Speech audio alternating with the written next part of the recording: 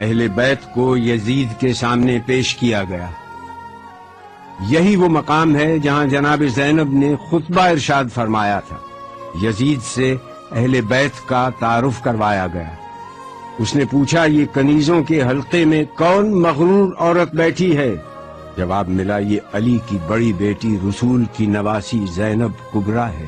دربار والوں نے اٹھ کر دیکھنا شروع کیا تو کنیزوں میں سے ایک کنیز نے کہا کہ تم لوگوں کو شرم نہیں آتی؟ اپنی گردنیں نیچی کرو۔ زبیر ابن قیس نے یزید کے سامنے سر حسین پیش کیا اور کہا کہ امیر مبارک ہو، قیدی آ گئے، محمد کا نواسہ قتل کر دیا گیا۔ اس کے بعد شہداء کے سر پیش کیے گئے۔ اس نے سورہ آل عمران سے اس آیت کو پڑھا، خدا جس کو چاہتا ہے ملک دیتا ہے اور جس سے چاہتا ہے ملک لے لیتا ہے، جس کو چاہتا ہے عزت دیتا ہے، جس کو چاہتا ہے ذلت دیتا ہے۔ جناب زینب نے یزید کو مخاطب کر کے کہا کہ آیات کو اپنے مطلب کے لیے استعمال مت کر۔ اس وقت تیرا اس آیت کو پڑھنے کا کیا محل ہے؟ اس کے بعد آپ نے اپنا تاریخ ساز اور عہد آفرین خطبہ ارشاد فرمایا۔ شروع کرتی ہوں اللہ کے نام سے جو رحمان و رحیم ہے۔ ساری تعریف عالمین کے رب کے لیے ہے۔ میں ستم دیدہ سہی مگر تعریف تیرے لیے، میرا گھر تباہ سہی مگر ہم تیرے لیے، میرا خاندان کشتہ راہ وفا سہی مگر بندگی تیرے لیے، اور درود و سلام میرے نانا پر۔ آپ نے جیسے ہی خطبے کا آغاز کیا، دربار والوں نے پہچان لیا کہ جس بات کو چھپایا جا رہا تھا اب وہ بات آشکار ہو گئی۔ ہر طرف سرگوشیاں شروع ہو گئی۔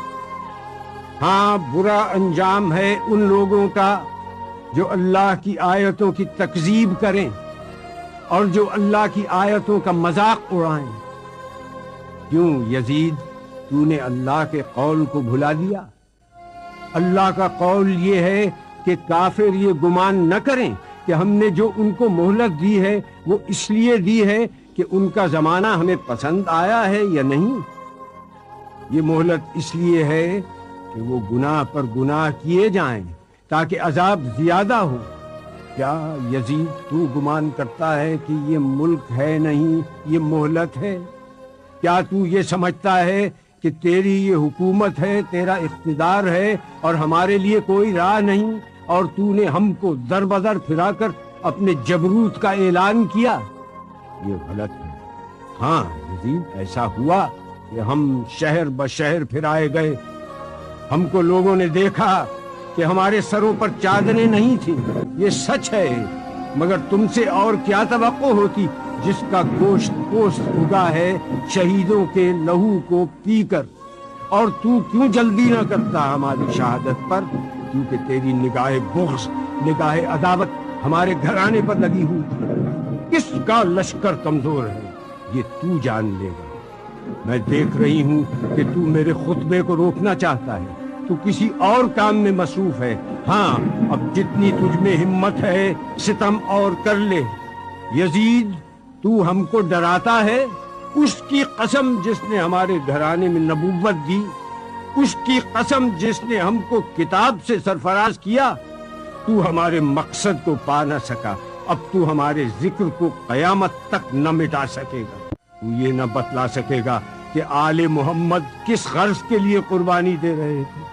اب تیری رائے میں فتور آ چکا ہے، تیرے دن گنتی کے رہ گئے، اب تیرا مجمع منتشر ہونے والا ہے۔ تاریخ سے ثابت ہے کہ آپ کی یہ پیشین گوئی چند دن بعد ہی پوری ہو گئی، جب شام کے قید خانے میں حسین کی ایک بچی کا انتقال ہو گیا اور اراکین دولت شام یزید کے سامنے سفارا ہو گئے اور شام میں بغاوت کا آغاز ہو گیا۔ میں دعا کرتی ہوں اللہ سے کہ جس نے ہم کو سعادت و شہادت عطا کی، اسی طرح سے ہم کو وراثت ارضی نصیب ہو، اسی طرح سے ہم کو خلافت ارضی بھی ملے، اور اسی طرح سے ہم اس کی بندگی میں کامیاب رہیں۔ جناب زینب کا خطبہ اس آیت